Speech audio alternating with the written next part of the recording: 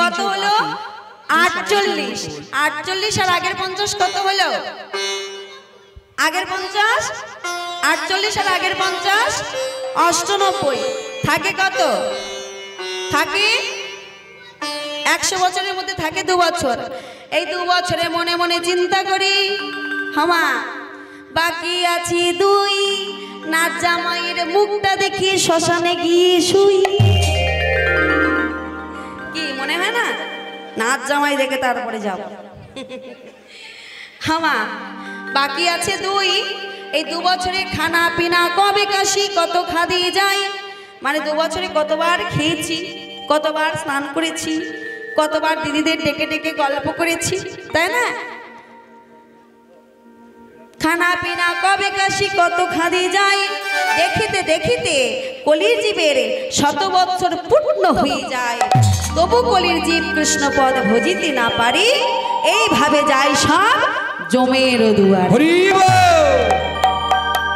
তাহলে ওমা বাড়িতে এমনি এখানে সব চুপচাপ বাড়িতে গেলে আর মনে থাকবে হ্যাঁ এখানে যতক্ষণ আছে একটু হরি কথা বলা যাবে যাবে মা যাবে দেখি 2টি বাহু তুলুন তো কারা কারা আমার হরিকে ভালোবাসেন গৌর হরিকে বাহ এই ঘষে ঘষে গেলে হবে না এরকম থাকবে অ্যান্টেনা সোজা চাই একদম এবার সবাই মিলে হাসি মাখা বদনে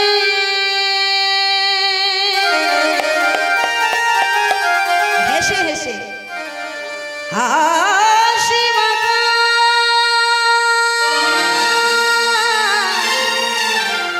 বদনে সব পড়ে গেল ছলো ছলো নয়নে আনন্দ ভ্রময়নে মা সবাই মিলে 2টি বাহু সবাই মিলে আত্মসমর্পণ ভগবানের কাছে হরি বল মনে রে আমার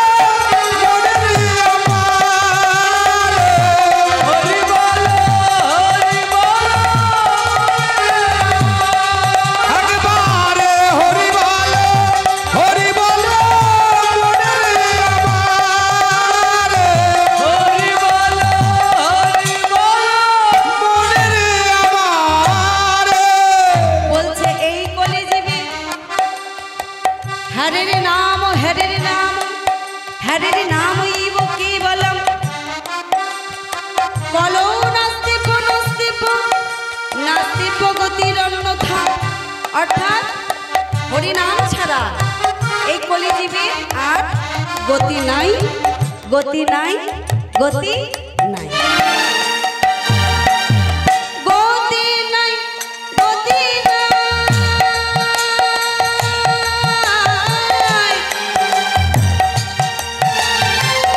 এই হরিনাম ছাড়া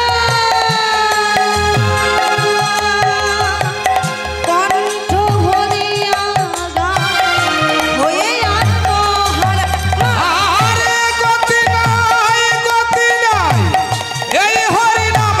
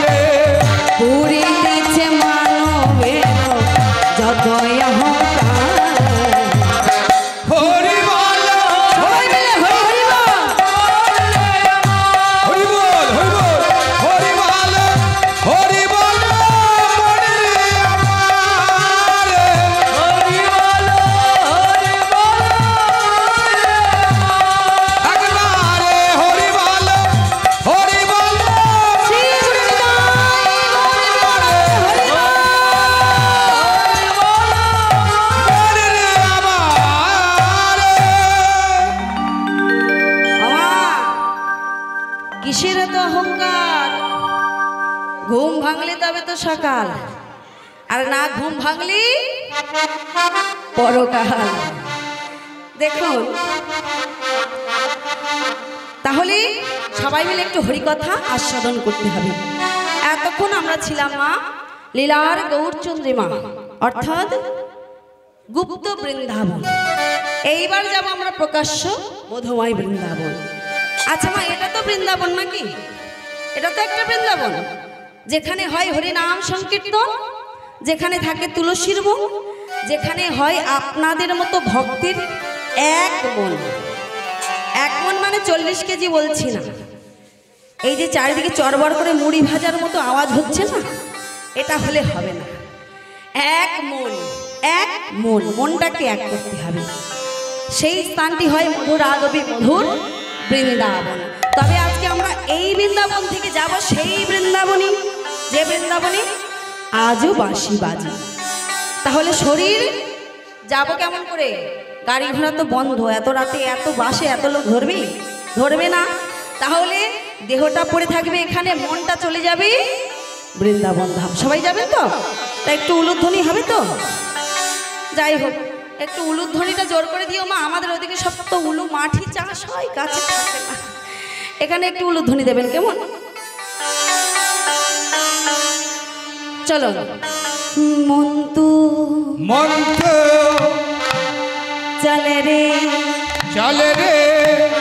বৃন্দাবন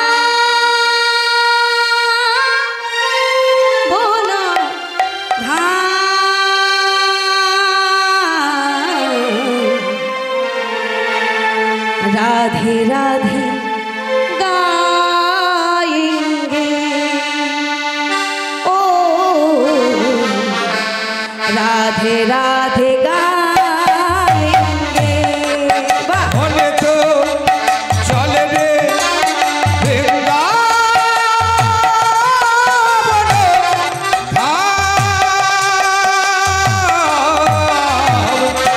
राधे राधे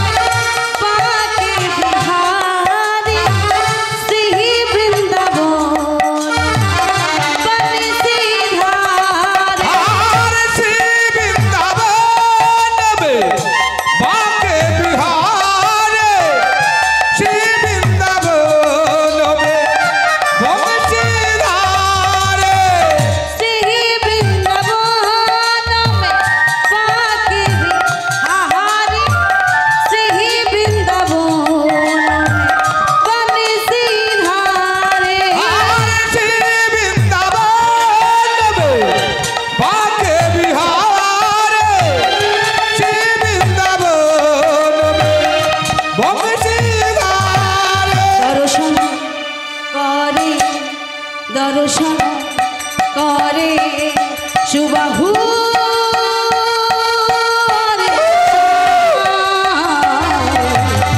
राधे राधे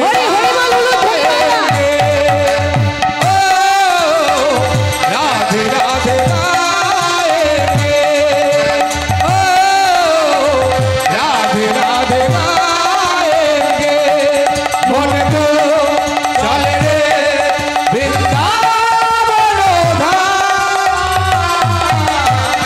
राधे राधे गाएंगे, ओ राधे राधे गाएंगे, ओ राधे राधे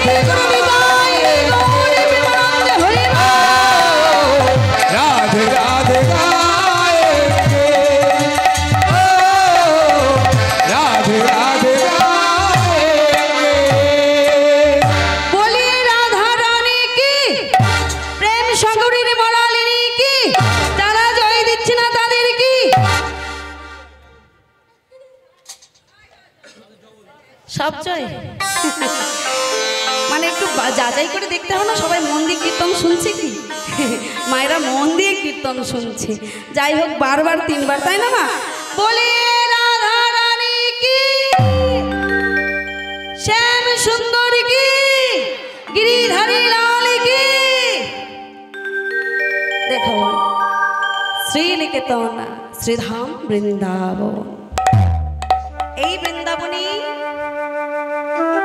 কৃষ্ণচন্দ্র মা মাকে বলছে, মা মাগু, আমার সখারা শ্রীদামে সুদামে দামে বসুদামে মধুমঙ্গলে সবাই এসেছে,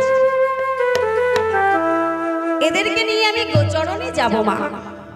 ও মা, আপনারা বুঝতে পারছেন আমার কথা? আজকের যে লীলা আমি আপনাদেরকে আস্বাদন করাবো, লীলার গৌরচন্দ্রিমায় আমি বলে দিয়েছি, সুরধ্বনি পানে গোড়া চাহে মনে মনে, নাগ দমনের কথা পড়ে গেল মনে। আজকের অধ্যকার হরিবাসরে আমার লীলার বিষয় কালীয় নাগ দমন। দেখুন, আজকের কৃষ্ণচন্দ্রের সখারা শ্রীদামে সুদামে দামে বসুদামে মধুমঙ্গল সবাই এসেছে। আর কানাই বলছে, মাগু তবে আমাকে গোচরণের বেশে, গোষ্ঠীর বেশে সাজিয়ে দাও। আজকের সবার সাথে দ্বাদশ সখা, দ্বাদশ উপসখা সবাইকে নিয়ে যাব গোচরণে। তাই মা যশোমতী কি করলেন? প্রাণ কানাইকে সাজিয়ে দিচ্ছেন কেমন ভাবে? আজ নীলমণি জল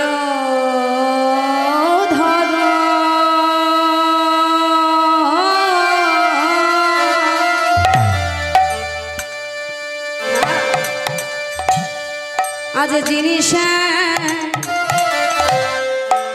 কলে বড়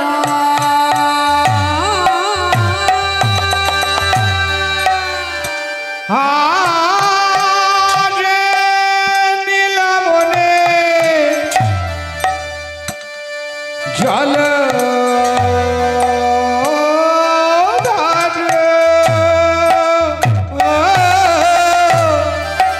জিনিস কলে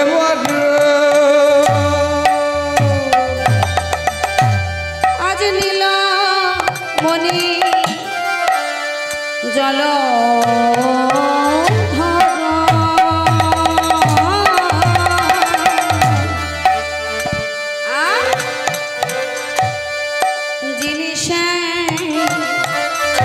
বলে বড়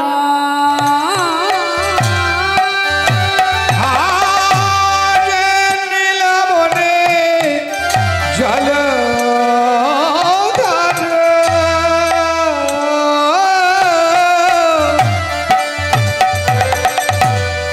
জিনিস কলে বড় আজ সাজাই রানী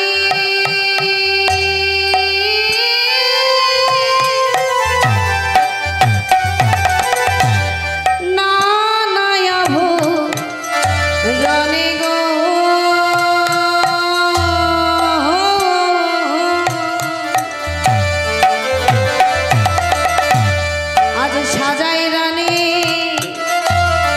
নানা আভরণ আজে সাজাই রানী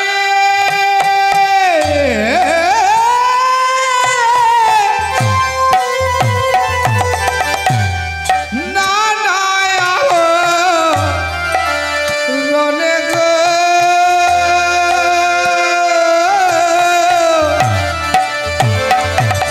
আজ সাজাই রানী নানা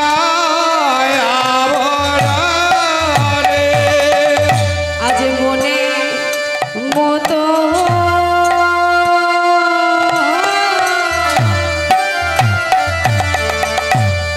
আজ সাজাই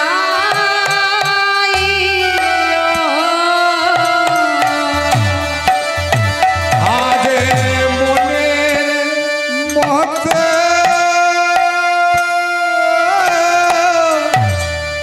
সাজাইল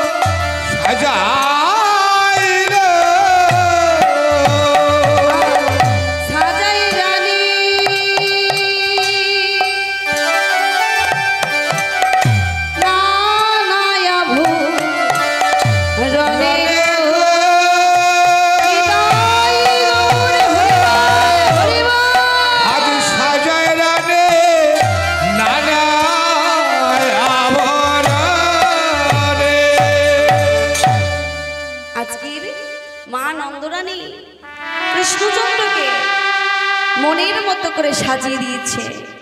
আর শ্যাম সুন্দর কৃষ্ণচন্দ্র আমার দ্বাদশ সখা, দ্বাদশ উপসখা, ধবলি, শ্যামলী, কালী, কমলী, যত গাভীগণ ছিল সবাইকে নিয়ে চললেন কোথায়? গোষ্ঠে। দেখুন, লীলা পুরুষোত্তম শ্রীকৃষ্ণ আজকের লীলা প্রকাশ করার জন্য চলে গেলেন বৃন্দাবনে। আজকের খেলছে সখাদের সঙ্গে। আর এই খেলাকে দেখে মা একজন পদ রচনা করলেন।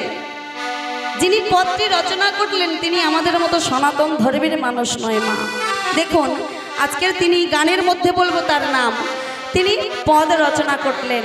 গোপাল খেলছি, কানাই খেলছি, তিনি লিখছেন, কি লিখলেন? আজু খেলত, আজু খেলত, আজু খেলত, আজু খেলত, খেলত, আজু খেলত, খেলত, আজু খেলত, খেলত সুন্দর খেলত রাম সুন্দর খেলত সুন্দর আজ খেলত রাম সুন্দর পাচনে কাচনে বেদকা বেলো, পাচনে কাচনে বেদকা বেলো, পাচনে কাচনে বেদকা বেলো, মুরলি খুরলি আজ মোরলে খুরলে গাহরে মুরলি খুরলি গাহরে আজ মোরলে খুরলে গাহরে খেলত রাম সুন্দর খেলা তো রাম সুন্দর খেলা তো রাম সুন্দর প্রিয় শ্রীদামে সুদামে মেলি তপন তনয়া তীরে দিকে। প্রিয় শ্রীরাম সুদাম মেলে তপন তনয়া তীরেতে গেলে কি বলছে মা? প্রিয় শ্রীদামে সুদামে মেলি তপন তনয়া তীরেতে গেলি। শ্রীদাম সুদামকে কৃষ্ণচন্দ্রের সখা। আর বলছে তপন তনয়া, তপন অর্থাৎ সূর্যদেব, সূর্যদেবের কন্যার নাম যমুনা, সেই যমুনার কুলে খেলছে কানাই। তাই কি বলছে?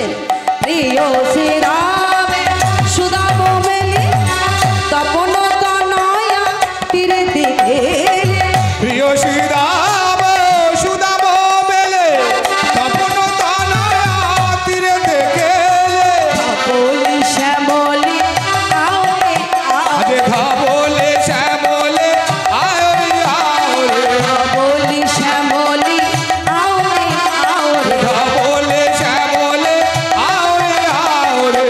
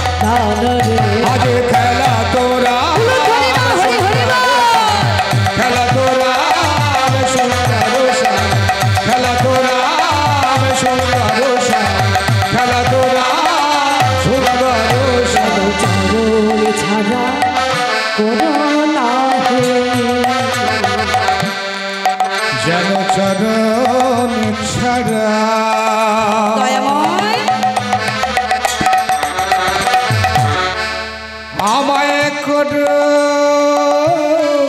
না হে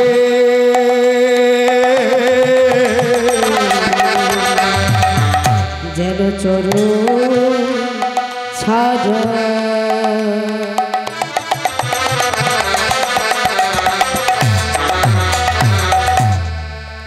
আমায় করো না হে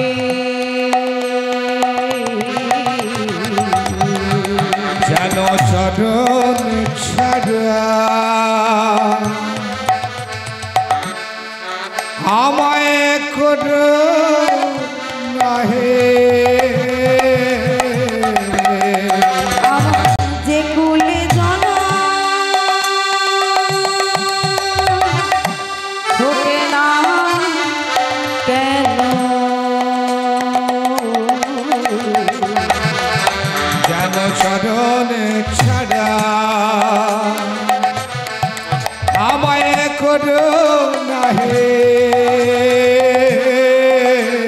না শির মামুদ করত হিয়া শের মামুদ করত হিয়া না শির মামুদ করত হিয়া না শের মামুদ করত হিয়া সরণে সরণে রামের আরে খেলা তোরা সুন্দর শ্যাম খেলা তোরা সুন্দর শ্যাম খেলা তোরা সুন্দর শ্যাম শ্রী গুরুদেব হরি বল হরি বল হরি বল খেলা তোরা সুন্দর শ্যাম দেখুন আজকের কৃষ্ণচন্দ্র খেলছে যিনি এই পদটি রচনা করলেন মা তিনি আমাদের মতো সনাতন ধর্মের মানুষ নয় তিনি হলেন কাজী হোসেন শাহের পুত্র যার নাম হলো নাসির মামুদ তিনি ইসলাম ধর্মের মানুষ হয়েও আমার গোবিন্দকে লক্ষ্য করে বললেন গোবিন্দ তোমার ওই চরণের দাস করে রেখো কারণ জন্ম তুমি যেগুলি দাও না কেন তোমার চরণের দাস করে রাখো জন্ম হোক যথাযথা কর্ম করো ভালো আমা আমরা ভগবানকে একটিবার ডাকতে পাচ্ছি না এত আমাদের সময়ের বড় অভাব কারণ কি জানো না পশুবৃত্তি মানব জাতি করছে রে পালন অজ্ঞানতার অহংকারে পরিপূর্ণ মন পাপপূর্ণ ভালো মন্দ পশু জানে না আর মানব জাতি জেনেও তাহা মেনে চলে না ইউনিভার্সিটির ডিগ্রি এদের আছে কত শত তথাপিও চলন বলন দেখো যেন মূর্খের মতো বাদরের আদর বেশে হচ্ছে সারা দেশে পিতা মাতার সেবা ছেড়ে কুকুর কিনে পোষে এমন কিছু মানুষ আছে বিশ্ব চরাচরে হৃদয় ভরা নোংরা যাদের ভদ্রবেশে ঘুরে ভদ্রবেশে ঘুরলে দেশে মানুষ বলে না মানুষ বলবে জাগবে যেদিন জ্ঞানীর চেতনা অসৎ ব্যক্তির অর্থ শক্তি যাচ্ছে কত বেড়ে সৎ ব্যক্তি কাঙাল হয়ে রাস্তায় রাস্তায় ঘুরে তাই মহাজনে কহে ওহে মানুষ পশুর ধর্ম ছাড়ো মানুষ যদি হতে চাও মানুষের সেবা মানুষ হতে হবে মা ভগবানকে ভালোবাসতে হবে আজকের দেখুন আমরা হিন্দু জাতি হয়ে সারাদিন একবার কৃষ্ণ নামে করতে পারছি না কিন্তু তিনি ইসলাম ধর্মের মানুষ কত সুন্দর একটা পদ রচনা করে গেলেন মাগো শাস্ত্রী বলছে একবার কৃষ্ণ নামে যত পাপ হরি কলি জীবের সাধ্য নাই তত পাপই করে কিন্তু ডাকাটা আমাদেরকে জানতে হবে দেখুন আজকের কৃষ্ণচন্দ্র আমার সেই দ্বাদশ সখা দ্বাদশ উপসখা নিয়ে তপন তনয়া অর্থাৎ সূর্যের কন্যা যমুনার কোলে খেলা করছে তথাপিও লীলা পুরুষোত্তম শ্রীকৃষ্ণ ভগবান কৃষ্ণচন্দ্র যিনি 16 কলায় পূর্ণ স্বয়ং শক্তিমান ভগবান সেই ভগবান লীলা প্রকাশ করার জন্য বলছে সখা ও সখা তৃষ্ণা পেয়েছে ভাই, আমাকে একটু জল খাবে। বলছে যমুনার জল খাবো না, একটু দূরে অদূরে দেখ না যদি কোনো ভালো জল পাওয়া যায় অন্বেষণ করি। বলে সখা ওকা নাই, তুই এখানে বস, তোর যাওয়ার দরকার নেই, আমরা জল খুঁজে নিয়ে আসবো তোর জন্য, তুই এখানে বস কদম্ব বৃক্ষের তলায় বস। বসিয়ে দিয়েছে ভগবানকে। আজকে চলে যাচ্ছে শ্রীরামে সুরামে দামে বসুদামে মধুমঙ্গল সুবল সবাই চলেছে, যত গাভীগণও চলেছে তৃষ্ণায় পীড়িত হয়ে, তৃষ্ণার জন্য চলেছে ভালো জলের অন্বেষণ করতে। মাগো খুঁজতে খুঁজতে একটি জলাশয়ের জল পেল। সেই জলাশয়টি একটি হ্রদ মা, সেই হ্রদটার নাম হলো কালীদহ। আর এই কালীদহে মা বাস করে কালীয় নাগ। এইবার প্রশ্ন, এই যে কালীদহ আর কালীয় নাগ, এই কালীয় নাগটা কি ছিল? কালীয় নাগটা মা পূর্বজন্মে চন্দ্রধ্বজ নামক এক রাজা ছিলেন, প্রচন্ড অত্যাচারী, ঈশ্বর বিদ্রোহী।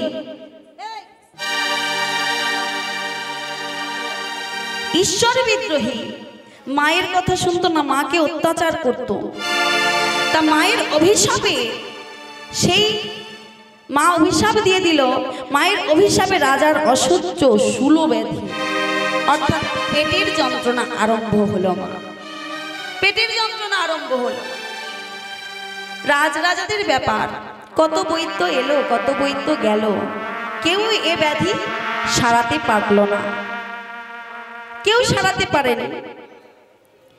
তাই তিনি মনে মনে চিন্তা করলেন যে জ্বলন্ত অগ্নিকুণ্ডে ঝাঁপ দিয়ে আমি আমার প্রাণ ত্যাগ করব। একদিন অগ্নিকুণ্ড প্রজ্বলিত করে সবেমাত্র জ্বলন্ত অগ্নিকুণ্ডে প্রাণ ত্যাগ করতে যাবেন, ঠিক এমন সময় আকাশে হলো দৈববাণী, শোনো শোনো মহারাজনে, মহারাজনে শোনো দিয়ামন, শোনো দিয়ামন, রাজহংসের চক্রে তুমি করই শিব, করয়ে সেব।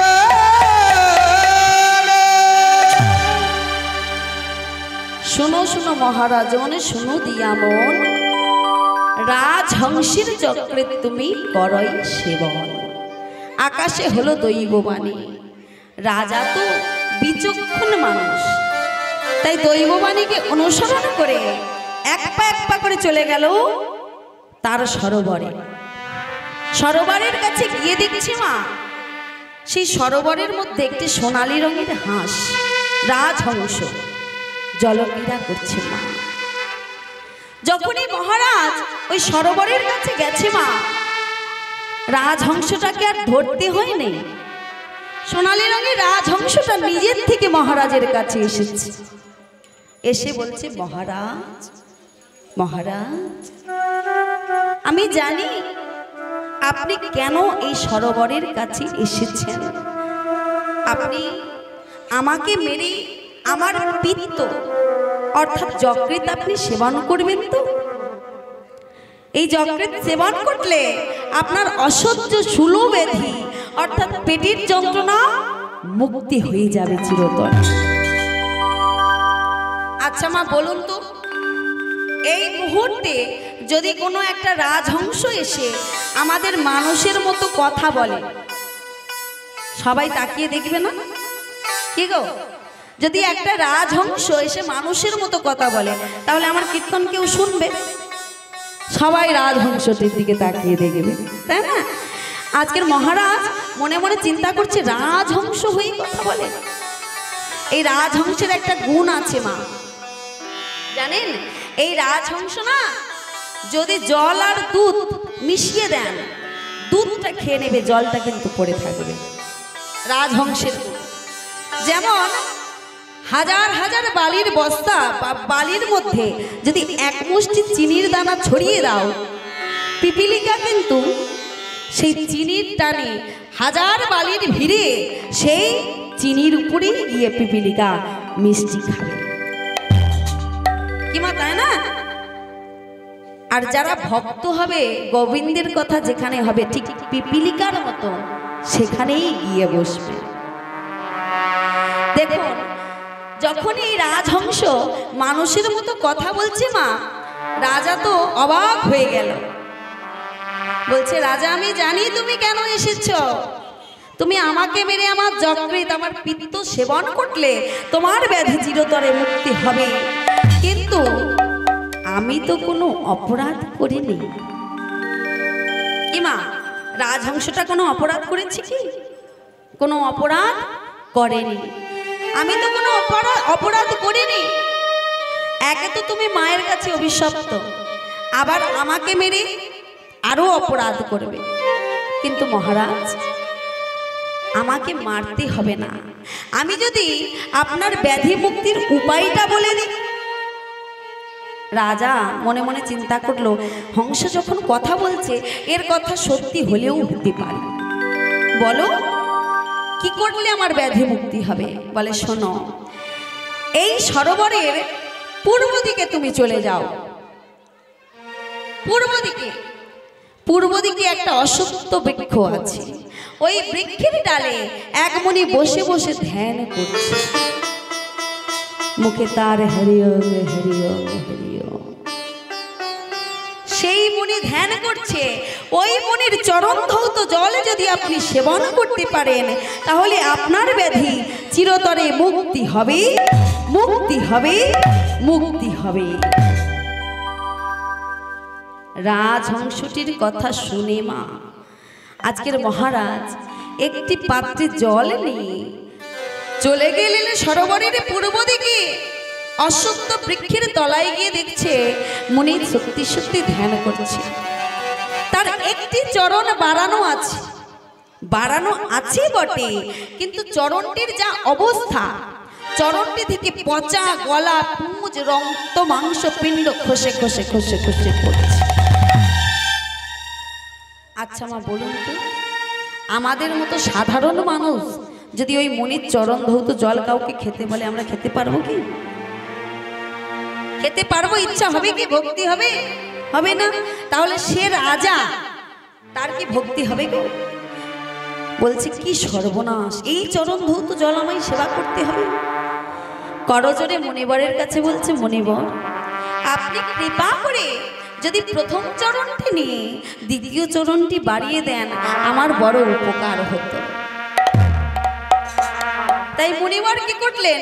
প্রথম চরণটি তুলে নিয়ে দ্বিতীয় চরণটি বাড়িয়ে দিলেন। মা, দ্বিতীয় চরণটার অবস্থা আরো খারাপ। প্রথম চরণটি থেকে পচা গলা, পুঁজ, রক্ত, মাংস ঝরে ঝরে পড়ছিল। দ্বিতীয় চরণটি যখন বাড়িয়েছে, দ্বিতীয় চরণ থেকে পচা গলা, পুঁজ, রক্ত, মাংস আর সঙ্গে বড় বড় পোকা টপ টপ টপ টপ করে পড়ছে। এবার এই চরণের জল যদি ধৌত না করে আমি সেবা করতে পারি, রাজা মনে মনে চিন্তা করছে, এই চরণ ধৌত জলে যদি আমি সেবা না করতে পারি, তাহলে আমার ব্যাধি কোনোদিন মুক্তি হবে না। অতএব প্রথম চরণটি ভালো ছিল, দ্বিতীয় চরণটির অবস্থা আরো খারাপ, কিন্তু কিছু করার নেই। তাই দ্বিতীয় চরণটিকে ধৌত করে জলটিকে মাথায় করে নিয়ে এক পা করে গৃহের দিকে আসছে। আর মনে মনে চিন্তা করছে, এই জলটিকে আমি একটি নির্দিষ্ট স্থানে রেখে দেব, রেখে দিয়ে স্নান করতে যাব। স্নান করতে এসে আস্তে আস্তে জলটি থিতিয়ে যাবে। আমা, জলে যদি কোনো নোংরা থাকে, জলটা খানিকক্ষণ থাকলে থিতিয়ে গেলে নোংরাটা নিচে পড়ে যায়। ঠিক তদ্রূপ মহারাজ মনে মনে চিন্তা করলেন, আমি স্নান সেরে আস্তে আস্তে জলটি থিতিয়ে যাবে, আর উপর থেকে জলটিকে আমি সেবা করে নেব। তাই কি হলো, মহারাজ সেই জলটিকে একটা নির্দিষ্ট স্থানে রেখে স্নান করতে চলে গেলেন। আর মহারাজের পত্নীগণ কি করলেন? তাড়াতাড়ি করে দেখছে স্বামী কি নিয়ে এসেছে। তাড়াতাড়ি করে দেখতে গিয়ে দেখলেন একটি পাত্রের মধ্যে পরিষ্কার স্বচ্ছ জল। আমা, যার ভগবান যেমন মন দেয়, মনটার দরকার আগে, তাই না? মনে যদি হয় চাঙ্গা, তা যাই হোক, দেখুন পত্নীগণ কি করেছে, দেখছে পরিষ্কার জল, তারা কিন্তু নোংরা দেখতে পেল না, তাই পত্নীগণ কি করেছে, ওই চরণ ধৌত জলটাকে সেবা করে নিয়েছে। আচ্ছা মা, রোগ হয়েছে একজনের, ওষুধ খেলো আর একজন, ব্যাধি সারবে? ব্যাধি সারবে গো? রোগ হয়েছে একজন, ওষুধ খেলো আর একজন, ব্যাধি সারবে? সারবে না। এইবার মহারাজ স্নান সেরেছে, দেখছে পত্নীগণ সব জল ভাগাভাগি করে খেয়ে নিয়েছে। কি সর্বনাশ! তাহলে ব্যাধি তো সারবে না। আর এদিকে কি হলো, মুনিবর প্রধান্বিত হয়ে হন্তদন্ত হয়ে আসছে, মহারাজ, শোনো মহারাজ, তুমি আমার জলকে অপমান করেছ, তোমার মনে শুধু হিংসা বিদ্বেষ ভর্তি, তাই তোমাকে আমি অভিশাপ দিলাম, তোমার সর্বকুলে জন্ম হোক, সর্বকুলে জন্ম হোক, সর্বকুলে জন্ম হোক। কিন্তু ঋষিবর, আমি তো অপরাধ করিনি,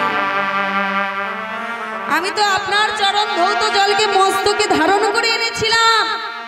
আমি মনে মনে ভেবেছিলাম জলটা দিতে গেলে আমি সেবা করব, কিন্তু তার আগেই আমার পত্নীগণ সেবা করে নিয়েছে, এতে আমার কোথায় অপরাধ?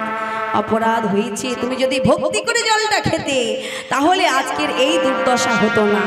শোনো, যেহেতু তুমি মস্তকে করে ধারণ করে এনেছো আমার চরণ ধৌত জল, আমি আশীর্বাদ করলাম সর্বকুলে তোমার জন্ম হবে বটে, কিন্তু তোমার মাথায় কৃষ্ণচন্দ্র একদিন এসে নৃত্য করবে, সেই দিন তোমার সর্বজনম হতে উদ্ধার হইবে। আজকের সেই ভগবান কৃষ্ণচন্দ্র কালীয় নাগের কথা চিন্তা করে কদম্ব বৃক্ষের তলায় বসতে থাকতে থাকতে মা ঘুমিয়ে পড়লেন। আর সখাগণ চলে গেল সেই কালী হ্রদের কাছে। কালী হ্রদের কালকূট আছে জলে ভরা, এত তীব্র বিষ। সেই কালী হ্রদের কাছে গেলে যত পাখি আছে, পশু আছে, তারা সবাই প্রাণ হারিয়ে ফেলে। মা আজকের সেই কালী হ্রদের কূলের কাছে গিয়েছে, গিয়ে ভগবানকে ভুলে গিয়ে